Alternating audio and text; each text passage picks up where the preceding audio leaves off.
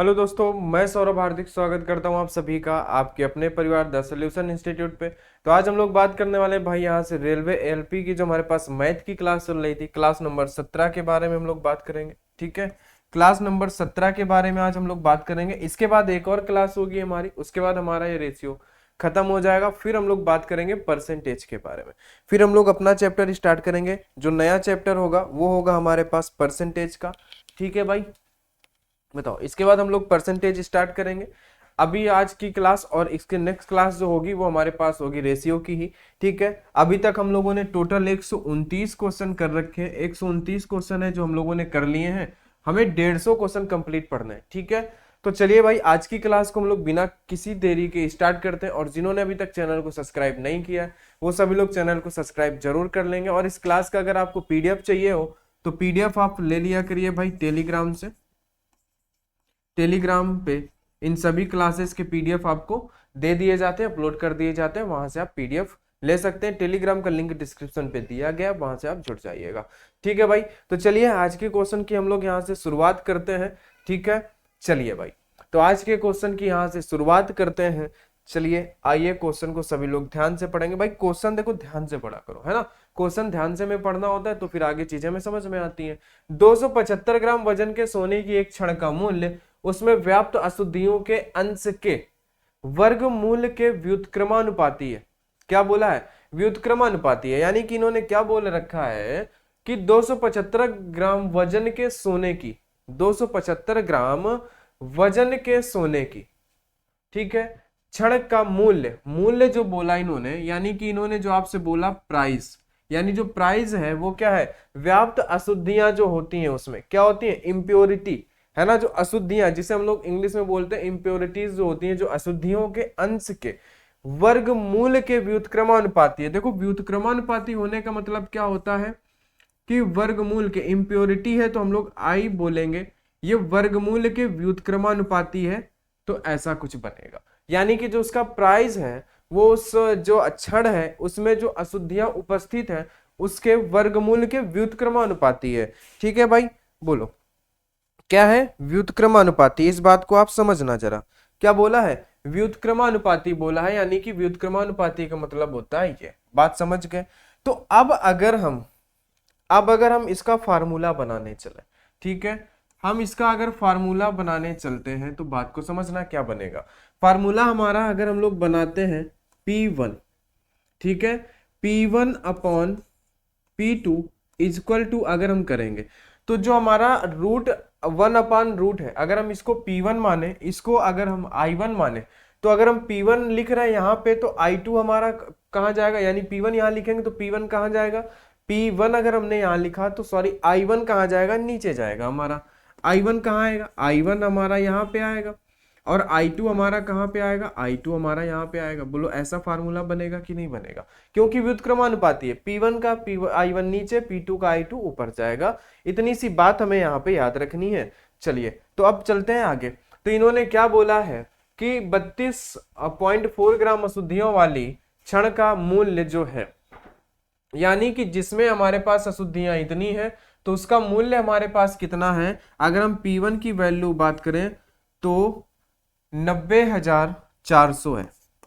ठीक है, उसके बाद अगर हम लोग दूसरा प्राइस बात करें तो हमारे पास है 1,35,600 है। इक्वल में I2 देखो अब क्या होगा मेरे भाई? I2 हमारे पास क्या होगा ये बताओ जरा। पहले इन्होंने इतना बोला 32.4, तो ये पहली वाली क्षण का है, तो पहली वाली क्षण की अशुद्धियां, इंप्योरिटी कहाँ आएंगी? ये आएंगी नीचे 32.4। ठीक है, और ऊपर रहेगा जो हमारे पास, ये हमें ज्ञात करना है, हम इसको मान लेते हैं x2, या हम इसको रहने देते हैं कि भाई ये हमारे पास I2 ही, इसको रहने देते हैं। क्या कर देते हैं कि भाई हमें I2 बताना है। बात को आप समझे कि नहीं समझे? हमें जस्ट अपोजिट लिखना है। भाई हमने प्राइस P1 यहाँ लिखा, P2 यहाँ लिखा, तो इसका P1 की जो अशुद्धियां होंगी वो ठीक उसके सामने नहीं जाएगा, क्योंकि व्युत्क्रमानुपाती है तो वो नीचे आएगा। इतनी बात आप समझ रहे हैं? तो हमने इसको नीचे लिखा 32.4। और हमें क्या करना है? इस रुपए की कीमत वाले क्षण में कितने ग्राम सोना है हमें ये बताना है। तो यहाँ पे अशुद्धियां होंगी कुछ इसमें, तो हमने यहाँ पे लिख दिया। बात आप समझ रहे हैं? और क्षण जो है वो आप याद रखना कि 275 ग्राम की क्षण है। 275 275 ग्राम की ही ये छड़ है, ये आपको याद रखना है। कितने की? 275 ग्राम की। अब आगे हम इसको सॉल्व कर लेते हैं। इसको जब आप सॉल्व करोगे तो एक चीज आप देखोगे यहाँ पे ध्यान से, ठीक है, एक चीज आप यहाँ पे ये देखोगे मेरे भाई कि ये जो है 452 का अगर 2 गुना करें तो कितना हो जाएगा? 40900, ठीक है। अगर 452 का हम लोग 3 गुना करें तो 6, 5 3 15 का 5, 4 3 12 1 13, यानी कि ये जो ऊपर 904 लिखा हुआ है ये 452 का 2 गुना है, यानी कि ये 452 से 2 बार कैंसिल होगा, ये 452 से 3 बार कैंसिल होगा, और ये जीरो तो आपस में कैंसिल हो जाएंगी। तो आपको बात समझ में आई ये बात? ठीक है, इसे आप नोट कर लेना कि भाई 452 का ये 2 गुना, क्योंकि 45 दूना 90, 2 दूना 4, यानी 452 का 2 गुना और नीचे 452 का 3 गुना है। बात आप समझ गए? चलिए अगर हम आगे इसको देखें तो इधर रूट है, तो रूट हटेगा तो इधर हमारे पास, अगर इधर वर्गमूल है तो इधर वर्ग लग जाएगा, तो 2 का वर्ग हो जाएगा 4, 3 का वर्ग हो जाएगा 9, इक्वल में हो जाएगा आपके पास I2 अपॉन में 32.4। बात समझ गए? अगर हम इसको 9 से डिवाइड करें, 9 से अगर डिवाइड करते हैं तो कितना आ जाएगा? और 9 त्रिका 27, 27 आया, 3 2 5 बचा, 9 6 का 54, ठीक है, इतना आ गया। अब हमारे पास क्या होगा? अगर हम निकालते हैं तो इसका यहाँ पे गुणा हो जाएगा, 36 का 4 गुना, है ना, I2 बराबर क्या आएगा? 36 का 4 गुना, 6 चौका 24 का 4, 4 3 12, 12 और 2 हो जाएगा 14। पॉइंट लगेगा हमारे पास कितने बाद? पॉइंट लगेगा हमारे पास 1 अंक बाद, ठीक है भाई, बोलो तो ये कितना हो गया? इतना यहां से आ गया, ठीक है, 3 हुआ, यहाँ पे पॉइंट लगेगा इसलिए हमारे पास पॉइंट यहाँ पे लग जाएगा, तो 14.4 आ गया I2 की वैल्यू। यानी जो दूसरी वाली क्षण है उसमें अशुद्धियां कितनी है? दूसरी वाली क्षण में अशुद्धियां 14.4, और क्षण हमारी कितने की है? क्षण है हमारे पास 275 ग्राम की, अशुद्धियां हमारे पास निकल के आई हैं 14.4, हम इसमें से घटा देंगे तो बचा हुआ सोना आ जाएगा। क्योंकि हमसे इन्होंने क्या पूछा? कीमत वाले जो हमारे पास ये कीमत वाली क्षण है, इस क्षण में कितने ग्राम शुद्ध सोना है? तो भाई क्षण में 2 ही चीजें हैं, कुछ अशुद्धियां हैं और कुछ सोना है, हमें 2 ही चीजें दी हैं। तो हमें यहां से क्या मिल रहा है? अशुद्धियों का अनुपात मिल रहा है, तो हमने अशुद्धि निकाल ली दूसरे वाली क्षण की। तो अब हम क्या करेंगे भाई? क्षण है 275 ग्राम की, तो हम उसमें जो अशुद्धियां उसको घटा देंगे तो हमारा सोना बच जाएगा। हमने घटाया, 10 में 4 गया 6, इधर 4 में से 4 गया 0, ठीक है, उधर 27 में से 1 जाएगा 26, यानी कि 260.6 ग्राम जो हो जाएगा यही हो जाएगा आपका आंसर, और यही बचेगा सोना, ठीक है, 260.6 ग्राम इतना सोना बचेगा। ऑप्शन नंबर डी आपका ये सही हो जाएगा। तो उम्मीद है ये बात आपको समझ में आई होगी, ठीक है भाई। चलिए आगे चलते हैं हम लोग नेक्स्ट क्वेश्चन पे। आइए बात करते हैं यहाँ पे, इस क्वेश्चन को जरा ध्यान से पढ़ना, ठीक है। क्वेश्चन आप लोगों को दिख रहा होगा स्क्रीन पे क्लियर, ठीक है भाई, है ना। तो इसे जरा क्वेश्चन को ध्यान से पढ़ना एक बार। चलो आ जाओ। बोला है किसी ट्रेन द्वारा तय की गई दूरी लिए गए समय के अनुक्रमानुपाती। देखो किसी ट्रेन द्वारा तय की गई दूरी यानी कि जो डी है वो क्या है? लिए गए समय के अनुक्रमानुपाती बोला है, यानी टी के अनुक्रमानुपाती है, कोई दिक्कत नहीं। और यह इस्तेमाल होने वाले ईंधन के वर्गमूल के रूप में बदलती है, यानी कि इस्तेमाल किए गए ईंधन के वर्गमूल यानी जो फ्यूल है उसके वर्गमूल के रूप में ये बदलती है। ये हमें यहाँ पे दिया हुआ है, बात समझ गए। ये हमारे पास इन्होंने कंडीशन दी हुई है क्वेश्चन में। फिर इन्होंने क्या बोला, ध्यान से समझना। इन्होंने हमसे ये बोला कि भाई रूप में बदलती है और इसमें जुड़ी बोगियों की संख्या के व्युत्क्रमानुपाती है। सॉरी, अभी हमारे पास एक चीज यहाँ पे और है, देखो इन्होंने आगे बोला और इसमें जुड़ी बोगियों की संख्या के अनुक्रमानुपाती, यानी ट्रेन में जो बोगियां जुड़ी हैं उसकी संख्या के अनुक्रमानुपाती है। तो ये नीचे आ जाएगा नंबर ऑफ बोगी जो होंगी, नंबर ऑफ बोगी जो होंगी वो हमारे पास नीचे आएंगी, यानी कि यहाँ पे रूट का एफ ही रहेगा, नीचे आ जाएगा नंबर ऑफ बोगी। ऐसा हमारे पास ये बनना है, ठीक है। एक लाइन छूट गई थी, ये ऐसा बनेगा, ठीक है। अब देखो, अब आगे, एक ट्रेन 30 घंटे में 240 किलोमीटर की यात्रा करती है जब इसमें 15 बोगियां जुड़ी होती हैं और 576 लीटर डीजल की कुल खपत होती है। सारा कुछ दिया हुआ है, जितना यहाँ पे हमें वैल्यू रखा है सब कुछ दिया हुआ है। फिर आगे बोला कि, है ना, खपत होती है कि फिर बोला है एक किलोमीटर में ईंधन की खपत ज्ञात कीजिए जब एक ट्रेन 40 घंटे में 200 किलोमीटर की यात्रा तय करती जिससे 20 बोगी जुड़ी हुई होती। तो अब देखो यहाँ पे हमें करना क्या है, देखो सब कुछ दिया हुआ है, पहली ट्रेन पे भी सब कुछ दिया, दूसरी ट्रेन पे भी सब कुछ दिया, तो हमें ज्ञात क्या करेंगे हम, है ना, क्योंकि भाई यहाँ पे जो होता है तो यहाँ पे हमें क्या करना था, इसी फार्मूले का यूज करके हमें I2 ज्ञात करना था, लेकिन यहाँ पे तो सभी चीजें दी हुई हैं इस क्वेश्चन में। तो हम करेंगे क्या मेरे भाई, हम यहाँ पे सब कुछ लिख लेंगे, पहले हम पहले वाले ट्रेन को सॉल्व करेंगे, और आपको एक बात यहाँ पे ये यूज आएगा कि जो हम व्युत्क्रमानुपाती या अनुक्रमान, ये जो हमारे पास सिंबल होता है जब इसको हम हटाते हैं तो ये इसके बराबर में क्या आता है, के आता है, जब हम इस सिंबल को हटाते हैं तो के आता है, इतना सा हमें ध्यान रखना है। यहाँ पे पहले सॉल्व करेंगे फिर हम समझेंगे इसको। तो यहाँ पे डी, इस सिंबल को हटाएंगे, बराबर करेंगे तो यहाँ पे एक नियतांक आएगा के, इंटू में हो जाएगा टी, इंटू में रहेगा आपके पास अंडर रूट एफ, अपॉन में आ जाएगा नंबर ऑफ बोगी, ये बनेगा ऐसा। इसे सॉल्व करो फिर देखो, तो डी बराबर क्या होगा, के की वैल्यू हमें फाइंड करनी रहेगी, कोई यहां से वैल्यू तो हमें फाइंड करनी रहेगी ना, तो वो के की वैल्यू फाइंड करनी रहेगी। अब टी, टी का मतलब है समय, तो समय इन्होंने कितना दिया था, 30 घंटे, समय इन्होंने दिया था हमें 30, तो हमने 30 लिख लिया। फ्यूल इन्होंने कितना दिया है 576, तो 576 का वर्ग हो जाएगा, और कितना बोला इन्होंने 240 किलोमीटर, यानी कि यहाँ पे डी की वैल्यू है कितनी है, डी की वैल्यू है 240, डी की वैल्यू कितनी है 240 है, ठीक है, इतनी बात इन्होंने दिया। और 15 बोगियां हैं, बोगियों की संख्या कितनी है 15, हमें ये सब कुछ रखना था। अब इसे बस हमें डिवाइड करना है तो हमें के की वैल्यू मिलेगी, ठीक है, आ जाओ इसे हम डिवाइड कर लेते हैं, 15 से डिवाइड करेंगे ये 2 बार डिवाइड हो जाएगा, अगर हमने इसको 2 से डिवाइड किया तो 2 एक कम 2 दूना 4, 120 आएगा, और ये किसका वर्गमूल है, ये हमारे पास 24 का वर्गमूल है, ध्यान से देखना, ये हमारे पास 576 किसका वर्गमूल है 24 का है। तो अगर हम इसको देखें तो 12 से ये कितनी बार कैंसिल होगा 10 बार, 12 से ये कैंसिल होगा 2 बार, फिर 2 से ये कैंसिल हो जाएगा 5 बार, इतना होगा ये। तो के की वैल्यू आपको कितनी मिली, के की वैल्यू आपको यहां से मिल गई 5, के बराबर आपको मिला 5, के बराबर कितना मिला आपको 5 मिला। अब चलते हैं हम लोग दूसरी ट्रेन पे, ठीक है मेरे भाई, अब चलते हैं हम लोग दूसरी ट्रेन पे। तो जब दूसरी ट्रेन पे चलेंगे तो यहां भी वही चीज होगा कि डी बराबर नियतांक रखेंगे के, इंटू का टी आएगा, इंटू में अंडर रूट एफ आएगा, और अपान में आएगा नंबर ऑफ बोगी। अब यहाँ पे डी की वैल्यू क्या दिया है, डी की वैल्यू दिया होगा आपको कितना भाई मेरे भाई 200 किलोमीटर, तो डी की वैल्यू है यहाँ पे 200 किलोमीटर इक्वल टू के की वैल्यू हमने फाइंड की है 5 इंटू टी की वैल्यू हमारे पास कितना है 40 है, और हमें अंडर रूट एफ यानी फ्यूल पता करना था, फ्यूल हमें पता करना था। अब हमें यहाँ पे क्या करना है, नंबर ऑफ बोगी जो है वो 20 है, बस इतना सा करना है, अब इसे कैलकुलेट कर देना है, कोई दिक्कत नहीं होनी चाहिए। 20 से 2 बार कैंसिल हुआ, 2 से ये कैंसिल हो जाएगा 100 बार, ठीक है, 5 से ये कैंसिल हो जाएगा 20 बार। अब देखो रूट एफ बराबर आया 20, तो जब रूट हटेगा तो इधर वर्ग लग जाएगा, तो यानी कि एफ बराबर कितना आ गया, फ्यूल आ गया 400, है ना, फ्यूल आ गया 400। तो आपको ये बताना था कि डीजल की, है ना, यहाँ पे क्या बताना था, 1 किलोमीटर में ईंधन की खपत ज्ञात कीजिए।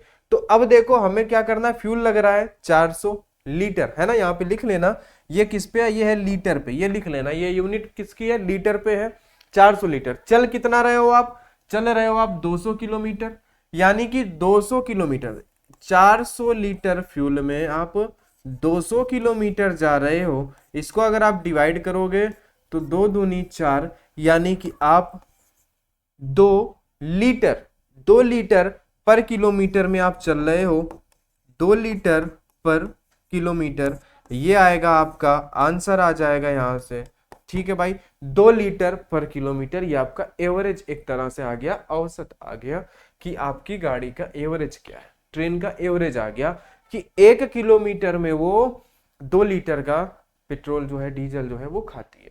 बात समझ गए। अब एक चीज देखो, आपके मन में यही आया होगा कि हमने यहाँ पे के क्यों रखा, आपके मन में आया होगा, तो इस शंका को जो है दूर कर लो कि हमने यहाँ पे क्यों रखा।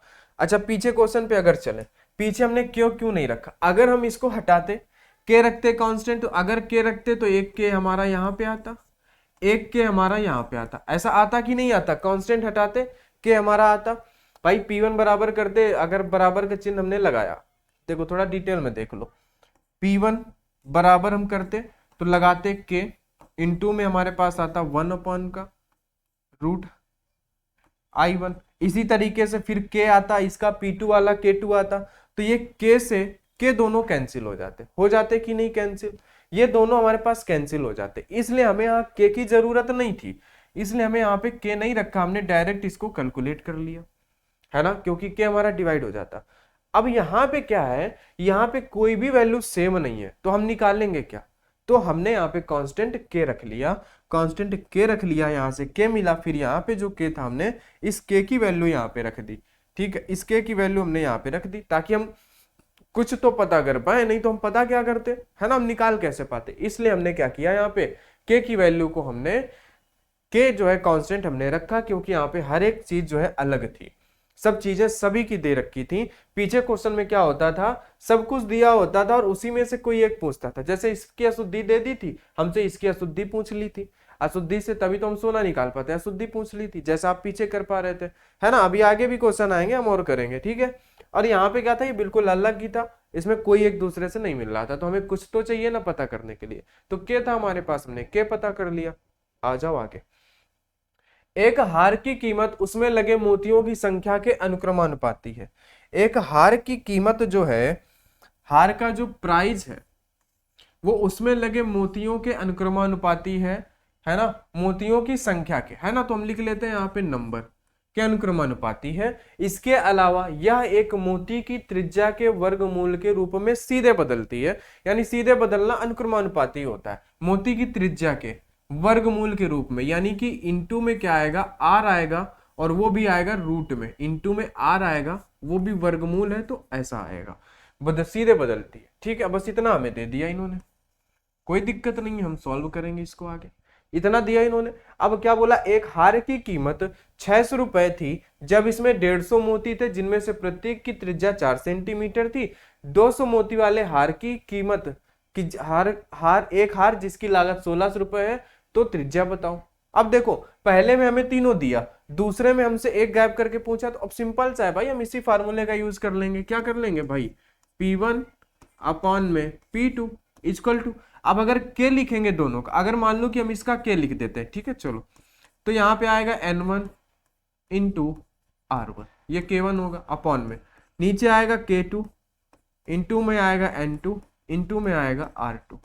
तो ये के से के तो ऑलरेडी कट जाएगा ना, इसलिए हम यहाँ पे के को नहीं रखते हैं, ये चीज आपको अब समझ में आ गई होगी, इसीलिए हम यहाँ पे के को नहीं रखते हैं, हम डायरेक्ट रख लेते हैं। बात समझ गया, तो चलिए यहाँ पे रहेगा N1 इंटू में R1, यहाँ पे रहेगा N2 इंटू में रहेगा R2, क्योंकि हमें यहाँ पे एक चीज पूछी और उसी के कंपैरिजन में। चलो, तो एक हार की कीमत, पहले वाले की कीमत कितनी दी है इन्होंने, 6000 दी है क्या, ठीक है, 6000 रुपए थी, जिसमें 150 मोती थे। चलो पहले इसकी कीमत लिख लेते हैं, दूसरे की कीमत लिख लेते हैं कि 16000 है। चलो अब मोती लिख लेते हैं भाई, पहले वाले में मोती कितने थे, 150 थे, हमने लिख लिया यहाँ पे 150, और त्रिज्या कितनी थी, रूट के अंदर 4, ठीक है, रूट के अंदर 4 अपॉन में, इसमें कितने मोती थे, 200 मोती थे, और इसकी हमें त्रिज्या बतानी है, बस ये फाइंड करना था, तो हम ये करते हैं। जब सभी चीजें दी हो तो हमें के का पता लगाना पड़ेगा, वो पहला जो हमने इसके पहले किया वो वाला कॉन्सेप्ट था। चलो अब हम क्या करते हैं भाई, अब हम इनको कैलकुलेट कर लेते हैं, है ना। इन 3 जीरो से इन 3 जीरो को कैंसिल किया, 1 जीरो से 1 जीरो, ठीक है, 5 से कैंसिल कर लेते हैं, 5 को 20, 5 3 15, 4 से ये डिवाइड हो जाएगा 4 बार, 3 से डिवाइड हो जाएगा 2 बार, और एक चीज देखो, जो रूट 4 है तो ये बाहर निकलेगा 2 हो जाएगा, तो इस 2 से ये कैंसिल हो जाएगा, तो आपके पास रूट r बराबर कितना आ गया, 4 आ गया, इसका वर्गमूल हटेगा, इधर वर्ग लगेगा, तो r बराबर आ जाएगा 16, और हम देख लेंगे यूनिट क्या आएगा, जो यहाँ पे यूनिट दी होगी, 4 सेंटीमीटर दिया था, तो ये भी आ जाएगा 16 सेंटीमीटर में, किस में आ जाएगा, 16 सेंटीमीटर, आंसर हो जाएगा आपका बी नंबर 16 सेंटीमीटर, ठीक है। और इसके पहले वाले में आंसर क्या था आपका, इसके पहले वाले में आंसर था 2 लीटर, पर किलोमीटर। ठीक है, चलो अब बात अब तो समझ गए होंगे ना। जब एक ही दे के कंपैरिजन में पूछे तो हमें ऐसे करना होता है, जब हमें कुछ फाइंड करने के लिए ही ना हो तो हम के को रखेंगे वहां पे। ठीक है, अब इतना आप समझ गए होंगे। ठीक है भाई, चलो ठीक है। तो 132 नंबर क्वेश्चन हो गया, आपको समझ में आ गया होगा, आसान था। अब चलते हैं 133 नंबर पे। जब एक्स को, है ना, इस क्वेश्चन को एक बार आप ध्यान से पढ़ो जरा। 133 नंबर को आप ध्यान से पढ़ो। जब एक्स को, ठीक है, यहां से हमारा टाइप बदल चुका है, टाइप नंबर हो चुका है 26। यहां से अब हमारा टाइप है वो है हमारे पास, टाइप नंबर है ये 26। ठीक है, आ जाओ टाइप नंबर 26 को समझते हैं। चलिए, जब x को 9, 15, 21 और 31 में से प्रत्येक में जोड़ा जाए तो प्राप्त संख्याएं समानुपात में होती है। देखो समानुपात का मतलब क्या होता है, ये यही तो है समानुपात। इसी को तो हम क्या कहते हैं, इसी को तो हम कहते हैं समानुपात, इसी को कहते हैं। और इसको हम बराबर लिख सकते हैं, है ना, लिख सकते हैं कि नहीं। यानी कि जब इन सभी संख्याओं में x जोड़ा जाता है, देखो जरा, अगर हम इसमें से 9 प्लस एक्स कर दें अपॉन में, यहां से हम कर दें 15 प्लस का x, तो ये किसके असमानुपात में हो जाता है, 21 प्लस एक्स अपान में हो जाता है 31 प्लस एक्स। यही तो समानुपात का मतलब होता है। अगर इन संख्याओं को लिखें तो 9 अनुपाते 15 समानुपाते 21 अनुपाते 31, ऐसा ही तो हम इनको लिखेंगे। और इन सभी में अगर हम x जोड़ दें तो वो समानुपात में हो जाती है। हमसे बोला इन्होंने ये है, तो हमने कुछ नहीं किया, हमने कर दिया भाई, कोई दिक्कत नहीं है हमें। ठीक है भाई मेरे, चलो कोई दिक्कत कोई परेशानी आपको यहाँ पे नहीं होनी चाहिए, बोलो भाई। ठीक है, चलो आ जाओ आगे करते हैं हम, है ना। तो आप करना चाहो तो इस x वाले मेथड से भी आप कर सकते हो, करना चाहो तो आप इससे भी कर सकते हो, लेकिन हम इससे नहीं करेंगे, हम एक ट्रिक से करेंगे। x मेथड से काफी लंबा, जो यहां से भी हमें x की वैल्यू ही फाइंड करनी है, और जो हम लोग ट्रिक से करेंगे वहां से भी x की वैल्यू ही आएगी। तो चलो हम लोग ट्रिक से करते हैं अब इसको। ठीक है, समानुपात का मतलब समझते हो, इसको हटा देते हैं यहां से। अब देखो जरा, आपके पास नंबर कितने, 9 है, 15 है, 21 है और 31 है। ध्यान से समझना, आपको करना क्या है। अब देखो इनके बीच में होता है अनुपात, यहाँ पे होगा समानुपात, ये होगा अनुपात। तो इनका इनका अंतर ले लो, कितने का है मेरे भाई, है ना। तो यहाँ पे अंतर है आपके पास 6 का। यहाँ पे अंतर आप देखो तो ये 10 का है। अब ये 2 से और डिवाइड हो जाएंगे क्या, ये 3 हो गया, ये हो गया 5। बात को समझना जरा, ऐसे आपको करना है। ठीक है, पहले इनका डिफरेंस लेना है, फिर उनको और छोटा कर लेना है। फिर इनका अंतर देखो, 3 और 5 में अंतर कितने का है, 2 का, 2 बराबर। ठीक है, अब आपको करना क्या है, ध्यान से समझना। इसका गुणा इसके पहले वाले पे करना है, ये पहला, इसका गुणा इसके पहले वाले पे करना है, ऐसा करना है। समझ गए आप, इसका मल्टीप्लाई इसके पहले, इसका मल्टीप्लाई इसके पहले पे। ठीक है, आ जाओ।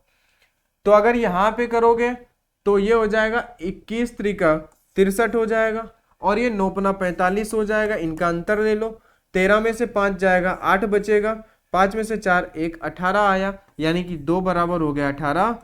तो 1 बराबर 9, 1 बराबर हमें क्या मिल गया, 1 बराबर 9। यानी जो आपको वहां से x की वैल्यू मिलती 9, वो यहां से 1 बराबर 9 मिल गया। यानी ये क्या है, इसको एक तरीके से कहें तो x बराबर ही है, x बराबर 9 कह लो या 1 बराबर 9 कह लो रेशियो में।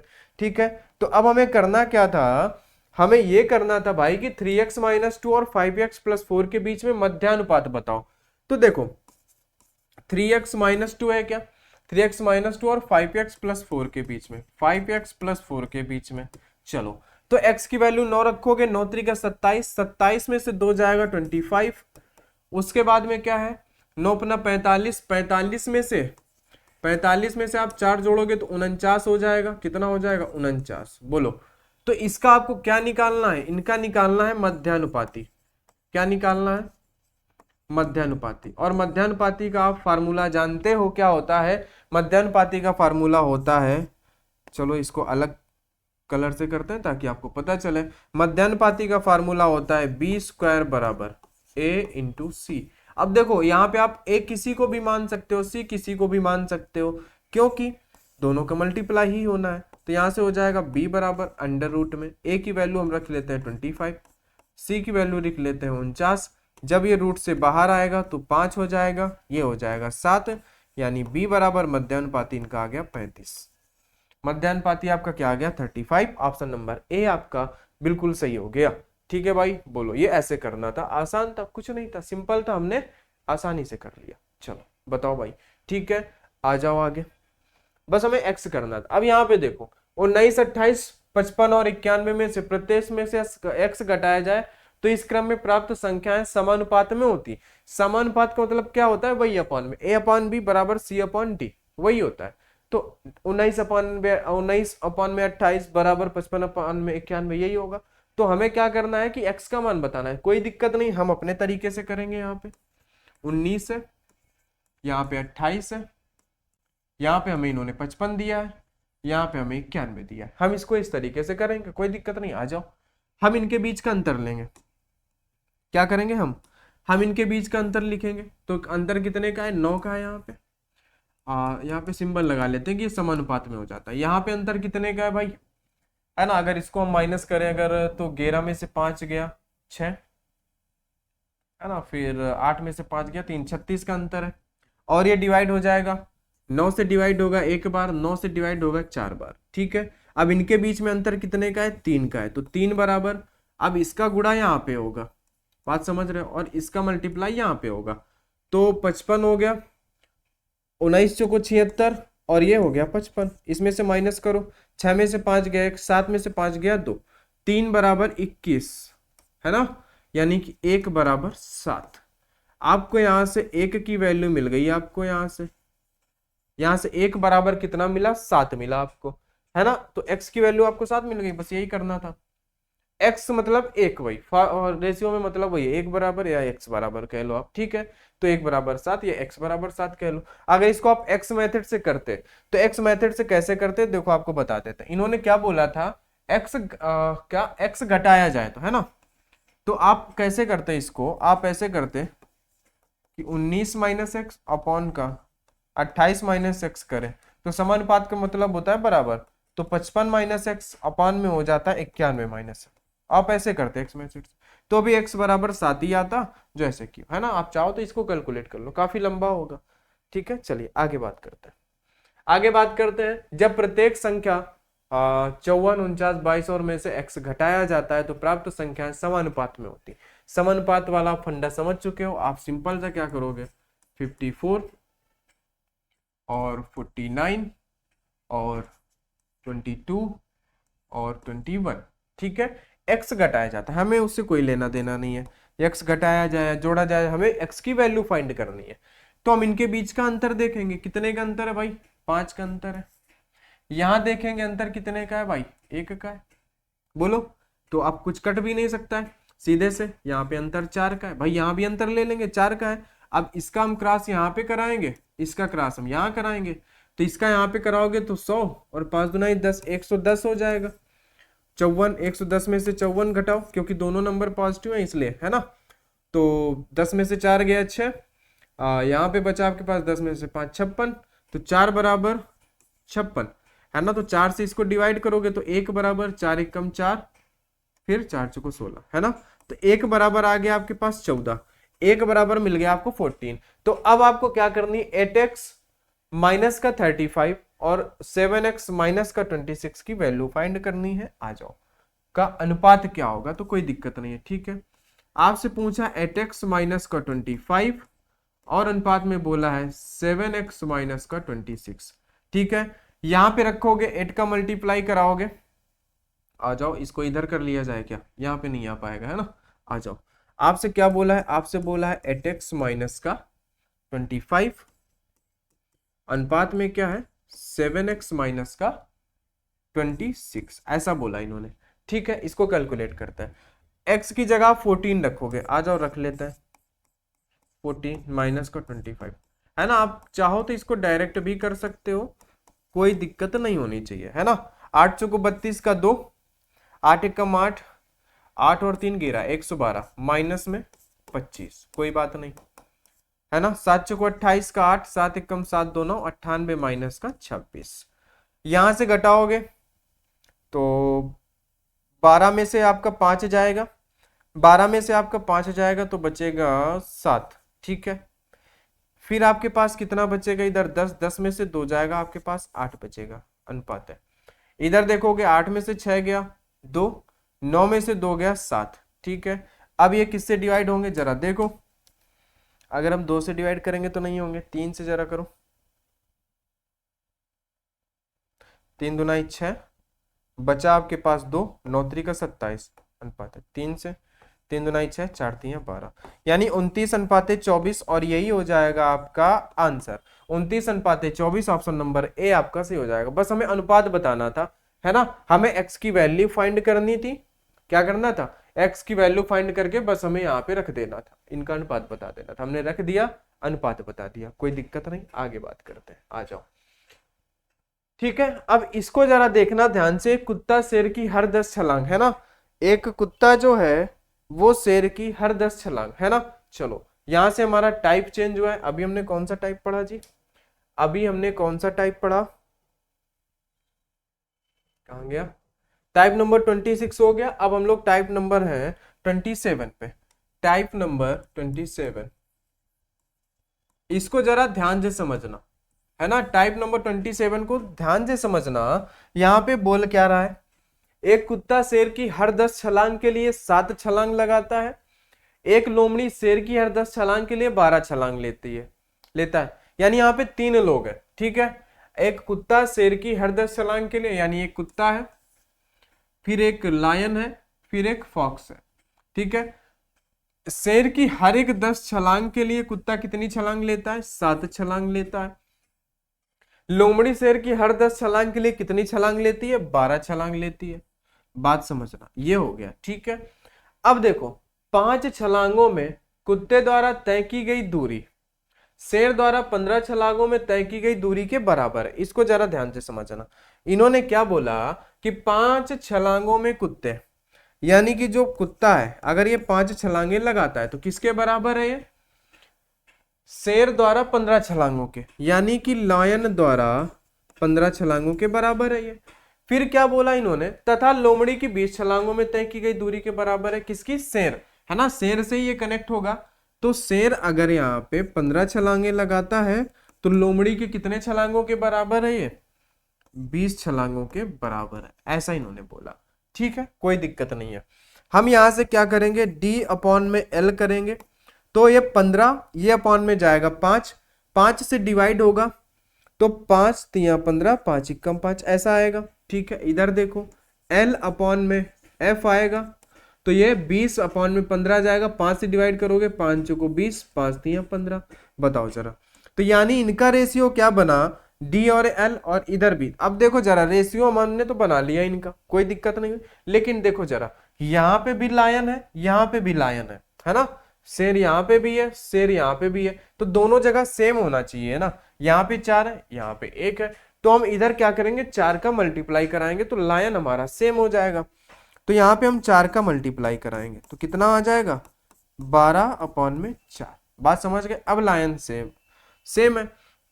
तो देखो जरा आप यहाँ पे कि भाई जब शेर है 4 छलांग लगाएगा तब कुत्ता कितनी छलांग लगाएगा, 12। जब शेर 4 छलांग लगाए तो लोमड़ी कितनी लगाएगी, 3, कोई दिक्कत नहीं, बस, ठीक है। इनका मल्टीप्लाई करा दो, ठीक है।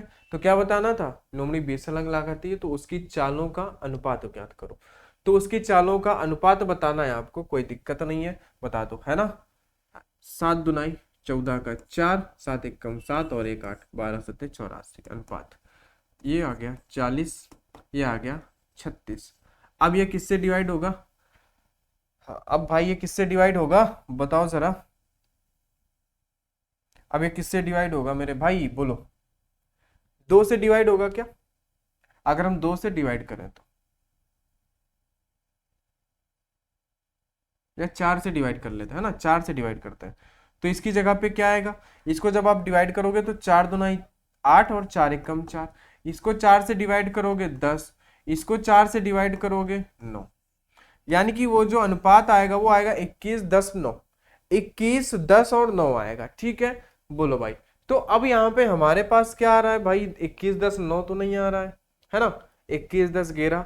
कुछ लोग सोचेंगे कि भाई आंसर यहाँ पे क्या होना चाहिए, 9 होना चाहिए, ऐसा नहीं है, ये वाला ऑप्शन हमारा ए नंबर ही सही होगा, 21 10 9। बस हमसे क्या हो सकता है, वो जो बोल रहे हैं ना कि उसकी छलांगों का अनुपात, तो उन्होंने क्या बोला है, पहले कुत्ते का शेर का कुत्ते के साथ 10 और 21 है, शेर का लोमड़ी के साथ 10 और 9 है ना। तो इस अनुपात में उन्होंने बोला है, बस हमसे आगे पीछे हो गया, इसलिए हमारा आंसर यही सही होगा, 10, 21 और 9 सही होगा। हमसे लिखने में आगे पीछे हुआ होगा, उनकी लैंग्वेज को समझने में आंसर हमारा 10, 21, 9 ही आएगा। 10, 21, 11 वाले को 9 मत करना, ठीक है।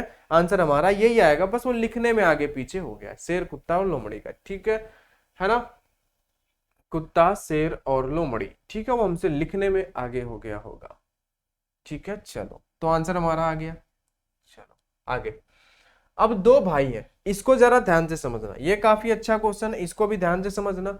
दो भाई सी और डी की बचत का अनुपात 5:6 है। यानी कि देखो, सी और डी की बचत का अनुपात जो है वो 5:6 है। बात को समझना। अपनी बहन के लिए एक उपहार लेते हैं तथा उसकी कीमत को 45, यहाँ पे 4:5 है, ठीक है, यहाँ पे कर लेना कि 4:5 है, ठीक है, 4:5 में बांटते हैं। यानी कि एक गिफ्ट लेते हैं दोनों, सी और डी, और उसको अब बांट लेते हैं कि भाई सी दो जो देगा वो 4 देगा और डी जो देगा वो 5 देगा। इस रेशियो में पैसा देंगे, 4 और 5 में। उपहार लेने के बाद यदि सी के पास अपने कुल धन का, उपहार लेने के बाद सी के पास अपने कुल धन का 3/4 भाग बचता है, 3/4 भाग बचता है। यानी अगर उसके पास हम माने कि टोटल 4 थे, तो उसकी बचत कितने की हुई? बचत हुई 3 की, और उसने खर्च कितना किया? 1। ये उसकी हो गई बचत, ये हो गया खर्च। भाई 3/4 भाग बचाता है, तो भाई ऊपर नीचे 4 उसके पास अगर टोटल हम मान लेते हैं, तो 3 उसने बचत की, 4 खर्च किए। अब हम देखो इसको सॉल्व कैसे करेंगे।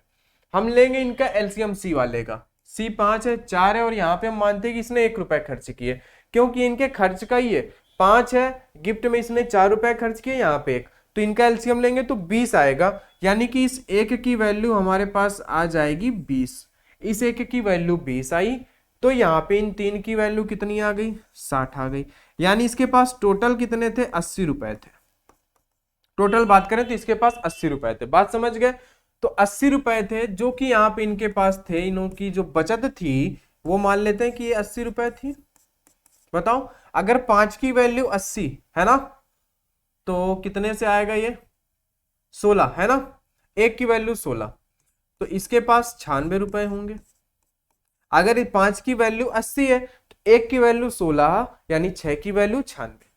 बात समझ गए आप? अब देखो जरा आगे बात को समझो। आगे बात को ये समझो कि इसने क्या किया है, खर्च इसने 20 रुपए किए। कहां भी वो भी खर्च किया इसने? गिफ्ट लेने में। गिफ्ट लेने में इसने 20 रुपए खर्च किए। अगर 4 की वैल्यू 20 है, 1 बराबर 5 है, 5 का गुणा यहां कराओगे तो 25। भाई 1 यूनिट की वैल्यू 5 है ना। भाई इसने खर्च कितने किए? खर्च इसने 20 रुपए किए हैं, जो क्वेश्चन में बोला 20 रुपए इसने खर्च किए हैं। तो 20 रुपए अगर खर्च किए इसने सी ने, तो 1 यूनिट की वैल्यू 5 है, और डी ने 1 यूनिट ज्यादा खर्च किया है, तो ये 25 हो गया, या सीधे से 25 मान लो। बात समझ गए? अब देखो जरा आगे। इन्होंने क्वेश्चन में एक जगह ये बोला है आपसे कि डी के पास 497 बचते हैं। डी के पास कितने बचते हैं? 497। डी की बचत कितनी है? 497 है। तो 497 किसकी बचत है? इस 96 की है ना। 497 इसी 96 की बचत तो है, ठीक है। इसको जरा देखो, ये डिवाइड होगा क्या? बताओ जरा।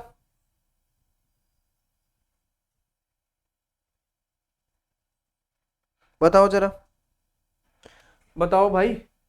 डी के पास बचते हैं, सॉरी यहाँ पे बचत वाला होगा, तो डी के पास 96 रुपए है। 96 में से इसने 25 खर्च कर दिए, 96 में से 25 इसने खर्च कर दिए। 6 में से 5 गया 1, 9 में से 2 गया 7, यानी उसके पास 71 रुपए बचते हैं। तो बचत वाले को बचत से ही डिवाइड करेंगे, तो ये कितनी बार डिवाइड होगा? 1 बराबर 7।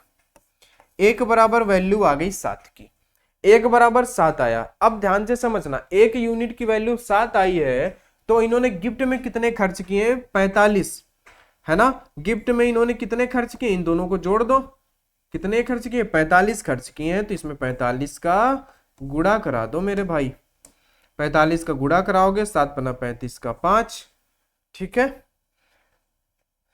और 7 चौको 28 और 3 हो गए 31, यानी 315 रुपए का इनका जो गिफ्ट था वो 315 रुपए का पड़ा। कितने का पड़ा? 315 रुपए का। बोलो भाई, इस क्वेश्चन को एक बार दोबारा से समझना है ना। हमने कुछ नहीं किया, सी का हमने यहां से क्वेश्चन सॉल्व करना स्टार्ट किया। इन्होंने सी की बचत दी 3/4 है, यानी अगर 4 उसके पास टोटल है तो बचत उसने 3 की खर्चा उसने 1 का किया, है ना। यानी कि जो खर्चा उसने 1 का किया, अगर हम सी का एलसीएम लेने बैठे हैं जो खर्च का है तो वो कितना आएगा? 20 आएगा, यानी 1 बराबर 20। खर्च उसने 20 किया, यहां पे उसने खर्च 20 किया, 4 यूनिट की वैल्यू 20 है तो 1 यूनिट की वैल्यू 5, यानी डी ने 25 रुपए खर्च किए। और इसके पास बचत जो है ना, 1 यूनिट की वैल्यू 20 है, 3 यूनिट की वैल्यू 60 है, तो ये इसकी बचत है, इसका खर्च है। बचत प्लस खर्च होता है आय, तो यानी इसके पास 80 रुपए है ना। और यहाँ पे जो दिया था इसकी आय ही हम मानेंगे 80 रुपए। अगर इसकी 80 है तो 5 यूनिट की वैल्यू 80, यानी 1 यूनिट की वैल्यू 16, इसकी बचत 80 तो डी की बचत 16 छक्के 96। ठीक है, इतना बात समझ गए आप। फिर इन्होंने बोला कि डी के पास रुपए 497 बचते हैं गिफ्ट लेने के बाद, तो इस 96 रुपए में से डी ने इस 25 को खर्च किए, तो 96 में से 25 खर्च कर दिए, तो बचत कितने की हुई? 71 की तो हुई। तो इस बचत को हम बचत से ही डिवाइड करेंगे, तो 1 बराबर 7, 1 यूनिट की वैल्यू 7 आई, और उन्होंने गिफ्ट खरीदने में कितने यूनिट खर्च किए हैं? 45, तो 45 सत्ते 315, 315 रुपए का उनका गिफ्ट था। कितना आसान था, लेकिन कितना घुमा के सोचने का नजरिया होना चाहिए। ठीक है, आगे 138 नंबर पे चलते हैं। यदि ए बी और 3 ऐसी धनात्मक संख्याएं हैं कि a² + b² अनुपात है ना, इसको हम ऐसे कर सकते हैं कि भाई क्या कर सकते हैं, a² + b², फिर प्लस का b² + c² प्लस का c²। ठीक है, ऐसा ही तो है। और फिर से हमारे पास a², जब इनको हमने जोड़ा तो इनकी जो वैल्यू है इसको भी जोड़ दो, तो 5 1 6, 6 4 10 का 0, आगे आएगा 6 3 9, 9 9 और 4 आएगा 13, 130, और कितना आ जाएगा भाई? बोलो जरा, इनको जोड़ दो। 34 था, 61 था और 45 है। 4 1 5, 5 5 10 की 0, 6 4 10, 10 3 13, 13 1 14, 140, 140 आया। ठीक है, तो अब बताओ जरा, 140 आ गया। अब हम क्या करेंगे, यहाँ पे सब देखो तो हमने इनको जोड़ा, हमने इनको जोड़ा, हमने इनको जोड़ा, सब 2 2 बार है, तो हम 2 कॉमन कर लेंगे, तो a² प्लस का बचेगा b² प्लस का बचेगा c² बराबर में 140। फिर हम इसको क्या लिख सकते हैं, a² b² प्लस का c² बराबर का 70। ऐसा हम इसको लिख सकते हैं कि नहीं लिख सकते हैं? इस 2 से ये कट जाएगा, 170 हमने यहाँ पे लिख लिया। बात समझ गए?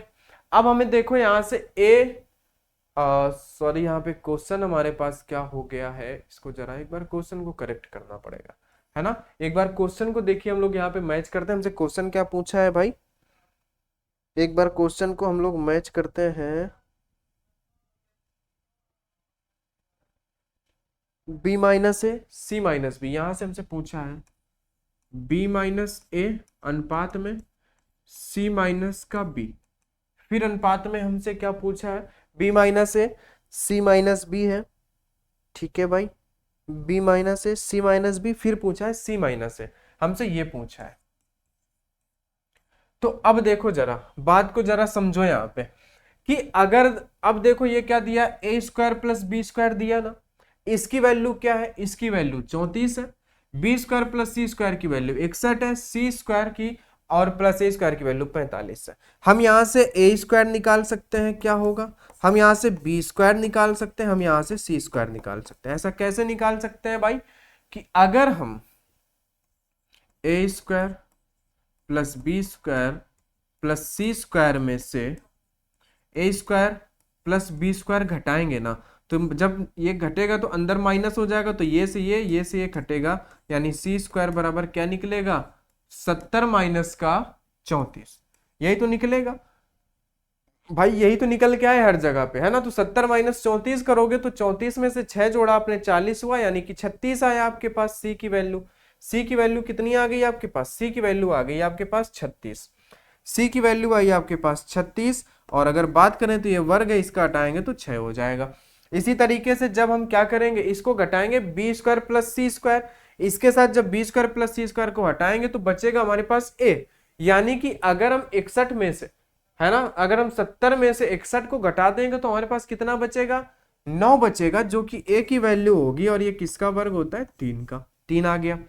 उसके बाद बचा हमारे पास क्या, सी स्क्वायर प्लस ए स्क्वायर को अगर हम इसके साथ घटाएंगे तो हमारे पास बी बचेगा, यानी कि अगर 70 में से 45 घटाते हैं तो कितना बचेगा, 5 करोगे 50 20, यानी 25 बचेगा आपके पास यहाँ पे, और इसका ये किसका होता है, 5 का होता है। तो ए की वैल्यू, बी की वैल्यू और सी की वैल्यू, सभी की वैल्यू हमें यहाँ पे क्या हो गई भाई, सभी की वैल्यू पता हो गई।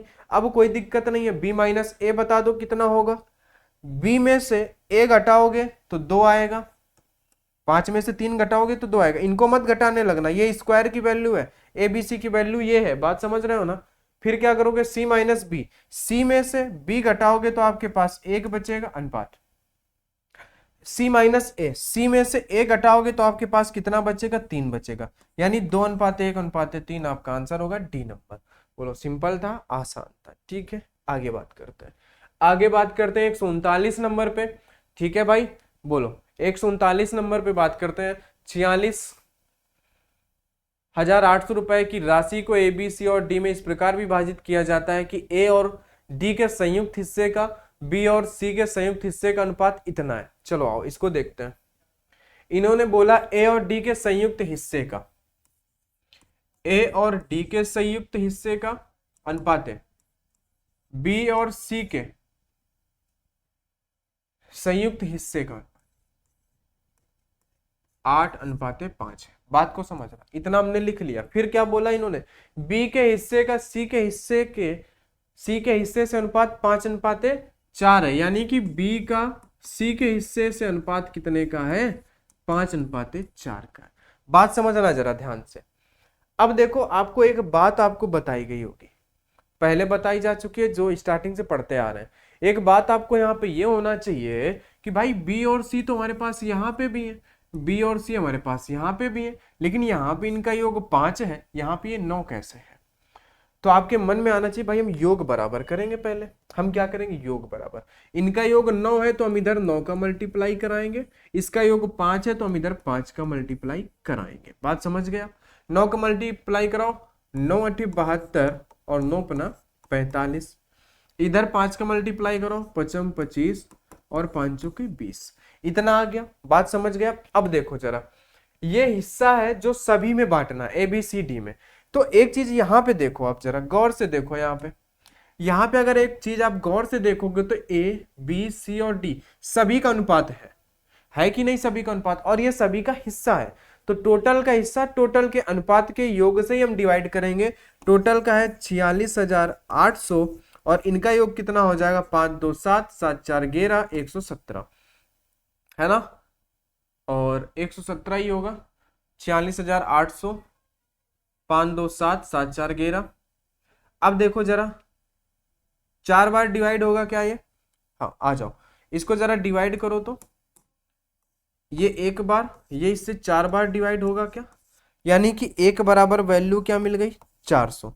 अब ध्यान से समझना, ये 1 बराबर जो 400 मिला है ये आपके बड़ा काम का है, ये जो 1 बराबर 400 मिला है ये आपके काम का है।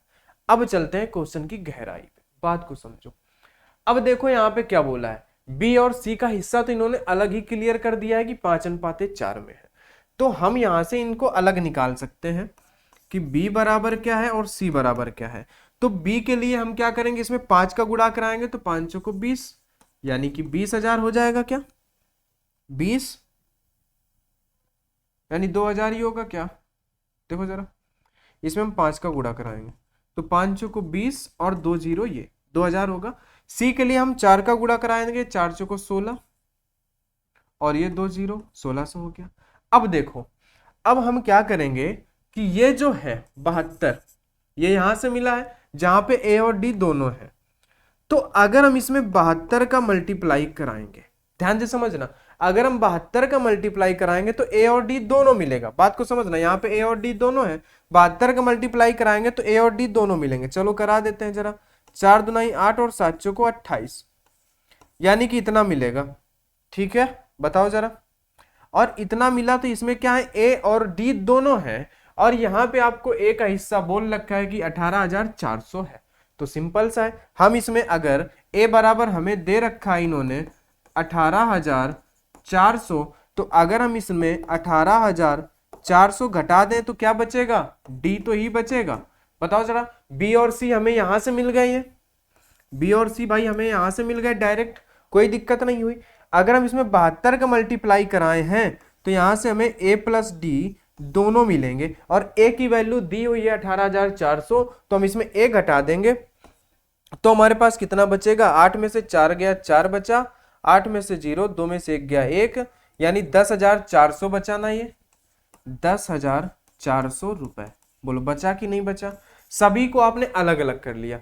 अब देखो इन्होंने बोला क्या, ए और बी के हिस्से के बीच का अंतर x है।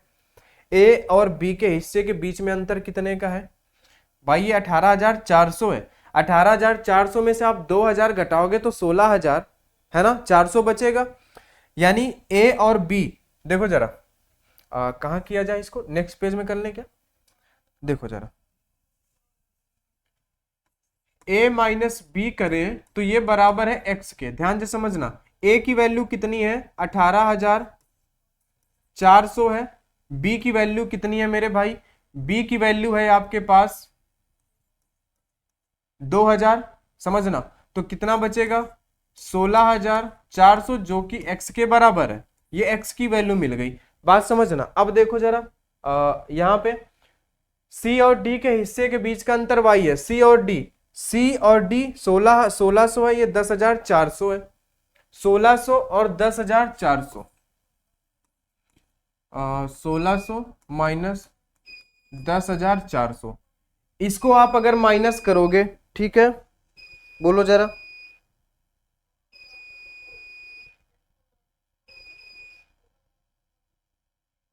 बताओ भाई, बोलो भाई। ए की वैल्यू आपके पास कितनी आई है जरा एक बार देखते हैं। ए की वैल्यू आई है आपके पास 18,400, बी की वैल्यू कितनी आई है, बी की वैल्यू 10,000 कैसे आएगी भाई, बी की वैल्यू, ओह सॉरी सॉरी, हम लोगों ने गलती कर दी भाई, मेरे हम लोगों ने गलती कर दी, नया अनुपात हमारे पास ये बना है, सॉरी, ठीक है, एक मिनट, हम लोगों ने गलती की यहाँ पे, है ना, हम लोगों ने यहाँ पे सब गलती कर दी है। एक मिनट एक मिनट एक मिनट एक मिनट एक मिनट, बी के लिए हम इसका गुणा कराएंगे 25 का, तो 25 चौको कितना होगा, बी बराबर 25 चौको होगा 100 और 2 जीरो, ये सॉरी, है ना, नए अनुपात का हमें मतलब है, ये तो पुराने हो गए, इनको हम हटा देते हैं यहाँ से, ये हट गए, है ना, हटा देना तो सही रहेगा। अब हम करते हैं, बी हो गया, सी बराबर 20 है, तो 4 दुनाई 8 और ये 3 जीरो, 8,000 हुआ। उसके बाद हमने 72, हाँ ए हमारे पास ठीक है, ए हमारे पास है 18,400, 72 का अगर हम गुणा कराएंगे तो 2,000, 7 चौको 28 और 4 दुनाई 8 आएगा और ये 2 जीरो, ठीक है, इतना ही आएगा हमारे पास, ये 28,800, हम इसको घटा देंगे तो हमारे पास डी कितना आएगा, अगर हम इसको घटा देते हैं इसमें से 18,400, तो हमारे पास कितना आएगा 4 जीरो, हाँ 10,400 आएगा डी हमारे पास, 400 आया, ये आ गया। अब हमें कुछ नहीं करना है, अब हम एक बार लिख लेते हैं इसको, ए और बी के हिस्से के बीच का अंतर x है, ए और बी के ये लिखा हुआ है, इनका अंतर x है, और सी और डी का अंतर, सी और डी का अंतर जो है y है। ए की वैल्यू है हमारे पास 18,400, बी की वैल्यू लिख लेते हैं, ए की वैल्यू है हमारे पास 18,400, बी की वैल्यू है 10,000, बी की वैल्यू कितनी है 10,000, इसमें से जब आप घटाओगे तो आपके पास बचेगा 8,400 रुपए बचेगा, ये हो गया आपके पास x की वैल्यू। अब यहाँ पे देखो सी और डी को हम घटाएंगे, है ना, सी है 8,000, डी है 10,400, सी है आपके पास 8,000, ये है आपके पास 10,400, तो इसमें से आप घटाओगे तो 2,400 बचेगा, ये हो गया y। और फिर इन्होंने क्या बोला है आपसे कि भाई ए और बी का अंतर x है, सी और डी का अंतर y है, फिर बताओ x और y का मान क्या होगा, x माइनस वाई का मान। तो आपको क्या बताना है, आपको बताना है x माइनस वाई। ध्यान से समझना मेरे भाई, आपको बताना है x माइनस वाई का अंतर। तो x की वैल्यू कितनी है, 8400 है, माइनस करोगे 2400, 8000 में से 8400 में से 2400 जाएगा, आपके पास बचेगा 6000 रुपए, और यही हो जाएगा आपका आंसर। कुछ नहीं था, आसान था, ठीक है, थोड़ी सी मिस्टेक हो गई थी, है ना। हमने रेशियो जो बराबर किए थे तो हमें नए रेशियो को लेना था, नए को लेना था, तो हमें सबका वैल्यू चाहिए, ए बी सी डी का सबका चाहिए। तो बी का वैल्यू तो 25 का गुणा कराओगे 400 में तो बी मिल जाएगा, 20 का गुणा 400 में कराओगे सी मिल जाएगा। ए आपको सीधे सीधे इन्होंने बोल दिया 18400 है, ये लिख लोगे। अगर आप डी चाहिए तो डी आपको कैसे मिलेगा, ए और डी साथ में, तो 72 का गुणा कराओगे आपके पास, तो आपको पास मिलेगा 28,800 मिलेगा। इसमें से आप घटा दोगे कितना, 18,400, तो आपको यहां से ये डी मिल जाएगा, बस ए डी मिल जाएगा। फिर क्या बोला, ए और बी के हिस्से को बीच का अंतर इतना है, सी और डी के हिस्सों के बीच का अंतर इतना है। कोई दिक्कत नहीं हुई, चलो बात समझ गए आप, ठीक है। आगे बात कर लें क्या, ठीक है, आ जाओ, इसको थोड़ा जल्दी से बात कर लेते हैं ना, लाइट गई हुई है, ठीक है मेरे भाई, आ जाओ, ठीक है, लाइट गई हुई है, थोड़ा जल्दी से करते हैं, नहीं क्लास कभी भी बंद हो सकती है। अब देखो, अतुल ने 20 रुपए की रोटी खरीदी और दुकानदार को 100 रुपए का नोट दिया, है ना। दुकानदार ने शेष राशि 2, 5 और 10 में दिया, यानी कि उसने 100 रुपए दिए, जिसमें से 20 की रोटी खरीदी, दुकानदार ने 80 रुपए उसको वापस किए। उसने कैसे दिया है, 2, 5 और 10 के सिक्कों में, 2 रुपए के सिक्के दिए उसने, और 5 रुपए के उसने सिक्के दिए, और उसने 10 रुपए के सिक्के दिए। इस टाइप के क्वेश्चन हम पहले कर चुके हैं, ठीक है। और इनका अनुपात क्या है, इनका अनुपात है 5, 4, 1, इनका अनुपात है 5, ये है 4 और ये है 1। बात को समझना, ये है नंबर, ये सिक्के हैं, ये है सिक्के आपके पास, और ये दिए हैं नंबर, है ना। इन दोनों का गुणा कराओगे तो आपको वैल्यू मिलेगी, 5 दूना 10 हुए, ये 10 रुपए हुए, और ये 5 को ये हुए आपके पास 20 रुपए, और ये हुए आपके पास 10। अगर इन सभी को जोड़े तो 20, 10, 30 और 40 हुए, यानी टोटल यहाँ पे 40 है। और जबकि ये बोल रहा है कि उसने 80 रुपए दिए, अगर हमने ऐसे निकाला तो 40 रुपए हुए, जबकि टोटल दुकानदार ने 80 दिए। 80 को 40 से डिवाइड करोगे, 1 बराबर 2 मिलेगा, यानी एक सिक्के की वैल्यू 2 के बराबर है। और आपसे पूछा है 5 रुपए के कितने सिक्के हैं, तो सिक्के तो उसने यही दिए हैं ना, 4, तो 4 के साथ आप 2 का मल्टीप्लाई करा दोगे तो बोलोगे कि भाई 8 सिक्के हैं 5 रुपए के, बी नंबर आपका आंसर हो जाएगा, ठीक है, कोई दिक्कत नहीं। तो ये थी हमारी आज की क्लास, क्लास नंबर जो 17 थी। आगे हम लोग बात करेंगे नेक्स्ट क्लास के बारे में, ठीक है। क्लास अच्छी लगी तो क्लास को लाइक कर देना, चैनल सब्सक्राइब कर देना, और दोस्तों के साथ शेयर जरूर कर देना, ठीक है भाई। तो चलिए दोस्त, आज की क्लास में इतना ही, मिलते हैं हम लोग नेक्स्ट क्लास में, तब तक के लिए सभी को बहुत बहुत धन्यवाद।